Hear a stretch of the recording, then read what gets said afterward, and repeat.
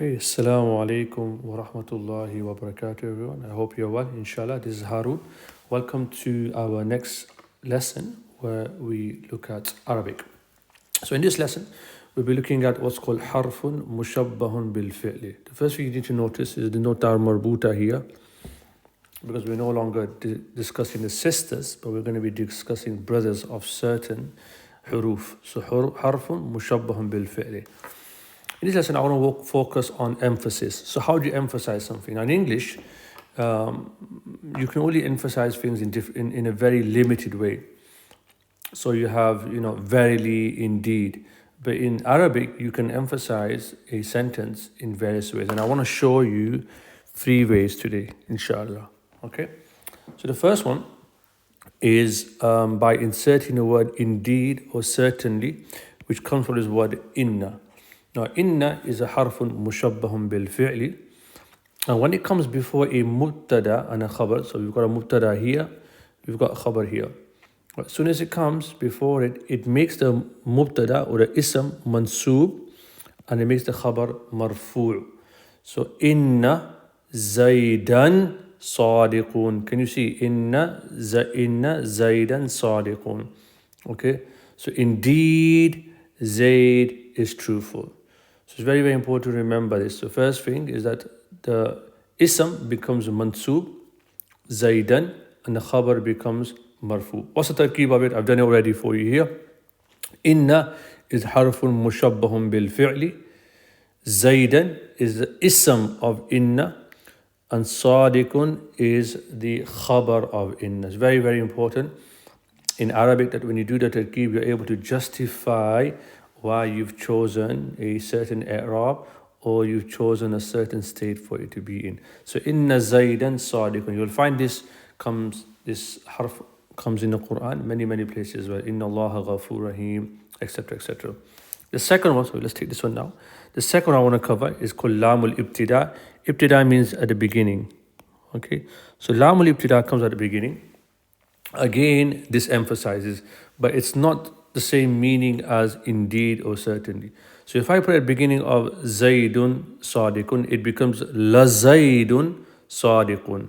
La Zaydun Sadiqun. The lam is kind of like saying is. So like saying Zayd is truthful.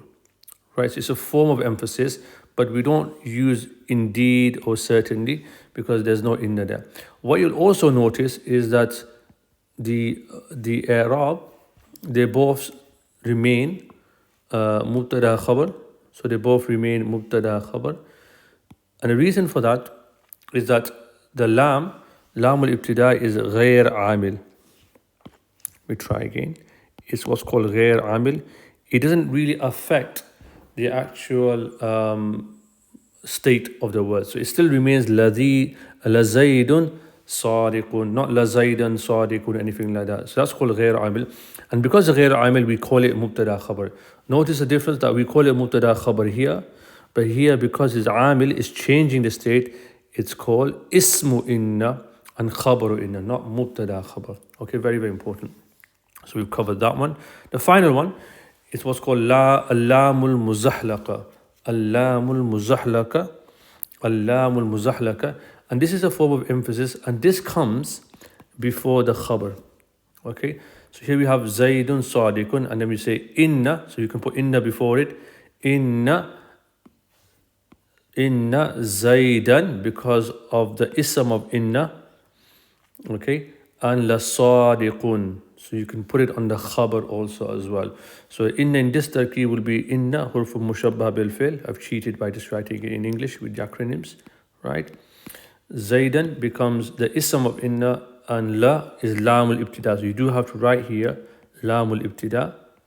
Lamul ibtida needs to be written here.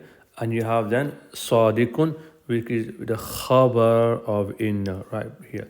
Because inna is the amil. Inna is impacting this word and it's impacting that outward. Same here. Inna is impacting this word and this word. But in this sentence, like we said before, is ghair amil. Right? So inna zaydan la sadiqun. So lamul ibtida and lamul muzahlaqa, both them are ghair amil. They don't actually impact the sentence itself. but the meaning would still be emphasizing. So here the translation would be, indeed, Zayd is truthful. But I've underlined Zayd is to emphasize, underlined is to emphasize the importance of the emphasis there. Okay, so these are the three huruf that we can use to emphasize something. Let me show you something else also. And this is just a quick example of in the Quran. Okay, so in the Quran you have inna Allah la ghafurun. So inna is for emphasis, verily Allah is forgiving or all forgiving, fa'ulun. So inna is harfun mushabbahun bil fi'li. Allah is the ism of inna. The lam here, because it's not at the beginning, it's at the beginning of the khabar, it's called lam al muzahlaqa. And ghafurun is marfu because it's the khabar of inna all the way here. So indeed, one emphasis, Allah is, this goes back to lam al muzahlaqa, is forgiving. Right, so you have double emphasis here. And forgiving, you could translate it because the ghafur, you could say, is of forgiving. So he doesn't just forgive once, he's not ghafir, but he's ghafur, right? He forgives you every time you slip, every time you make a mistake.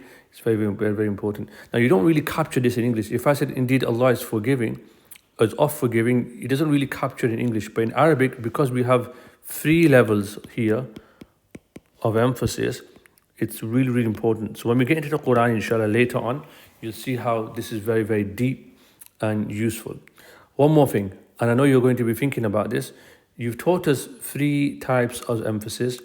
How do we know which one is the strongest? It's very, very easy, and I'll take you through the logic. So this is your vanilla, I like to call it, Jumla Ismiya Khabariya, Mubtada and Khabar. Zaydun qa'imun. There's no emphasis here. There's no emphasis here. Zayd is standing. That's all it is. Right? Zayd is standing. But look at this one. La Zaydun qa'imun. Now we brought Lamul Ibtida. Zaydun qa'imun. Now notice it doesn't change because remember we said Lamul Ibtida and Lamul Muzahlaka are ghair amil.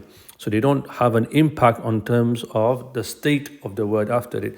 But the translation would be Zayd is emphasizing. Zayd is standing. Can you see? That's very, very important. That's the first level of emphasis. Okay, so let's go to the next one. Inna harfun mushabbahun bil fi'li. Now, because we've got harfun mushabbahun bil fi'li, and this is an amil, then the ism will become mansoob. Inna Zaydan qa'imun. Indeed, Zayd is standing. So this is another form of emphasis as well. But we will say, indeed, Zayd is standing. Okay. What if you really want to emphasize it? Well, all we need to do is bring harfun mushabbah bil fi'l again, ism of inna, and before the khabar we put allamul muzahlaka, right? Indeed, Zayd. Now because lamul muzahlaka is here, we say is. Indeed, Zayd is standing. Can you see? Right? So this is like a double emphasis, if you like. So this is the strongest form. Inna la Zaydan. Inna Zaydan la qa'imun. Right? Inna Zaydan la. Now you don't have a lam, you don't need to put a lamul ibtida here because it only comes at the beginning. If you use inda, you don't need to use that. So you can't say inna la Zaydan la qa'imun. It doesn't make sense.